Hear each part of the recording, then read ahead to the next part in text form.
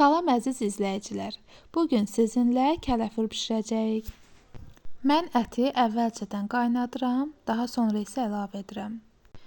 Yeməyimizə hansı ərzaqlar gedəcək? Pomidor, bibər, badımcan və soğan. Bu tərəvəzlərin hər birini yumru-yumru doğrayıb hazırlayırıq. Daha sonra isə qazanın dibindən soğanları hamısını sıra ilə düzürük. Sonra əti qat-qat, hər birini qat-qat düzürük. Daha sonra isə badımcanı, bibəri və pomidoru da eyni formada düzürük. Duz və kərə yağını da əlavə edirik. Sonda isə əvvəlcədən qaynatdığım ətin suyunu qazana əlavə edirik. Yeməyimizi qoyuruq bişməyə və yeməyimiz qaynağa düşdü.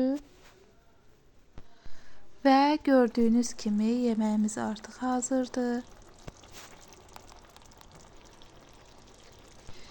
Əti yumşaq, pambıq kimi, yeməyin özü isə çox dadlıdır.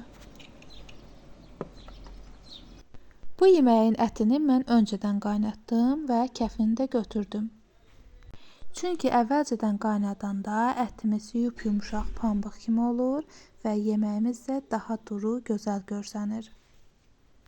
Əti və tərəvəzləri eyni qazanda və eyni anda qaynatsaq, ətin kəfi qarışar, tərəvəzlər isə dağılmış formada olar.